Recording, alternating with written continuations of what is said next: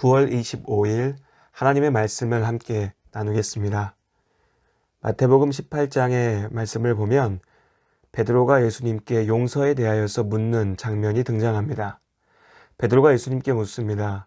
주여, 형제가 내게 죄를 범하면 몇 번이나 용서하여 주리이까? 7번까지 하오리이까?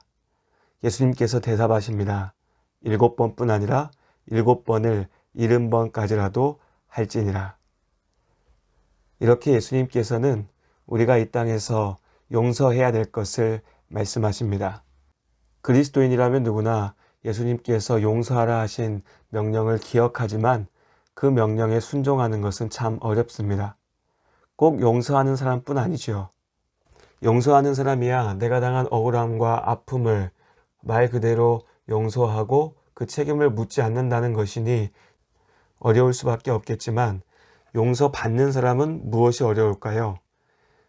진실한 용서를 구할 때 용서받는 사람 역시도 결코 쉽지 않습니다.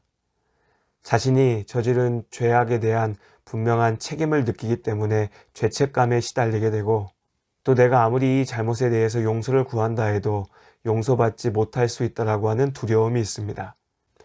이처럼 진실되게 용서받기 원하는 사람이라면 용서받는 것 역시도 결코 쉽지만은 않습니다. 요셉의 형들이 그러했습니다. 야곱이 세상을 떠났습니다. 아버지 야곱의 죽음은 그동안에 감춰두었던 죄책감과 용서받지 못한다는 두려움이 다시 터져 나오는 계기가 되었습니다. 형들은 자신들의 잘못이 얼마나 무서운 것이었는지 분명히 알고 있었습니다. 그렇기 때문에 그 잘못을 용서한다는 것이 또한 얼마나 어려운 것인지도 알았습니다. 자신들이 요셉이라 할지라도 결코 용서하지 못할 것입니다.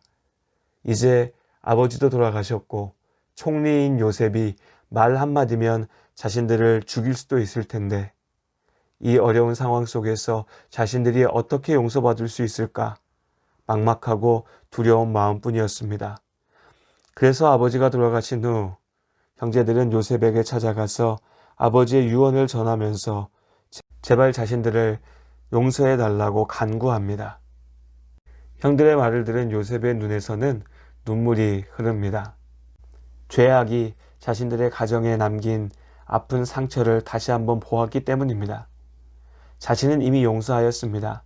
하지만 용서받는 형들은 아직도 자신들이 용서받았다는, 용서받을 수 있다는 사실을 온전히 알지 못합니다.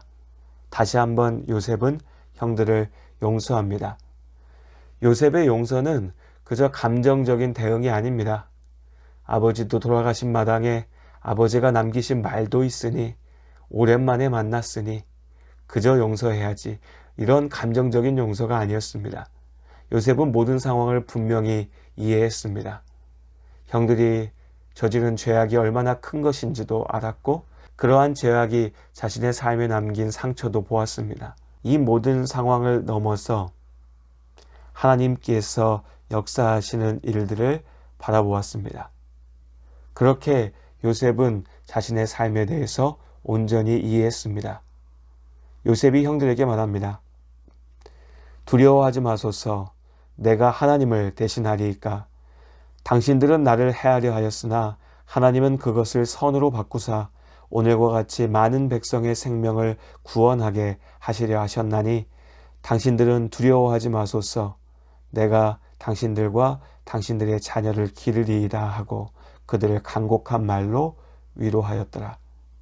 요셉은 자신의 삶을 향한 하나님의 뜻을 알았습니다. 그렇게 형들을 용서할 수 있었습니다. 형들의 죄악은 분명히 잘못된 것이었지만 하나님께서 그 죄악을 선으로 바꾸시고 그의 가족들을 구하셨습니다. 이제 요셉은 하나님의 도구로서 자신의 형제들을, 야곱의 가정을 지키겠다라고 다짐합니다. 요셉의 참된 용서를 통하여서 죄악으로 무너졌던 형제들의 관계가 비로소 완전하게 회복됩니다. 우리에게도 이처럼 회복이 필요한 관계들이 있습니다. 가정 안에서나 또 가정 밖에서 만나는, 사랑하는 많은 사람들과의 관계 속에서 우리도 회복이 필요합니다. 죄악은 우리의 삶의 구석구석에 자리 잡아 우리의 관계를 무너뜨립니다. 이제 예수 그리스도의 은혜 안에 사는 우리는 우리의 삶의 목적과 방향을 온전하게 바라봅니다. 나를 향하신 하나님의 뜻을 알기에, 그 하나님께서 나에게 원하시는 나의 삶의 모습을 알기에 우리도 삶 가운데서 결코 쉽지 않지만 참된 용서를 이루는 길을 걷기를 원합니다. 그렇게 용서를 통해서 우리의 관계 가운데도 참된 회복의 역사가 일어날 수 있기를 하나님 앞에 간절히 기도합니다. 그리고 시간이 지났습니다. 요셉의 마지막도 다가옵니다. 아버지 야곱이 그랬던 것처럼 이제 요셉도 돌아가야 될 시간입니다. 이 마지막에 요셉은 유언을 남깁니다. 그 역시 아버지처럼 하나님께서 주신 축복의 통로가 됩니다. 주님의 곁으로 돌아가면서 그는 하나님께 받은 축복을 자손들에게 전합니다. 요셉이 남긴 유언은 이것입니다. 그들이 반드시 하나님께서 약속하신 땅으로 돌아갈 것이라는 것입니다. 그러니 그때 다시 하나님께서 약속하신 땅으로 돌아갈 때 자신의 해골을 가지고 가나안으로 가라는 것입니다. 요셉은 이 유언을 통하여서 다시 한번 하나님의 약속을 자신의 자손들에게 묵습니다. 마치 야곱이 막벨라 굴에 묻히면서 가나안 땅을 바라보게 했던 것처럼 이제 자신의 유고를 통하여서 그 뒤를 잇는 이스라엘 자손들이 하나님 나라에 대한, 하나님께서 약속하신 땅에 대한 믿음을 지키게 합니다. 그렇게 요셉은 축복의 통로가 되었습니다. 그렇게 요셉은 세상을 떠나는 날까지 하나님께서 주신 약속을 굳게 붙잡았습니다. 그리고 그 약속을 전하였지요.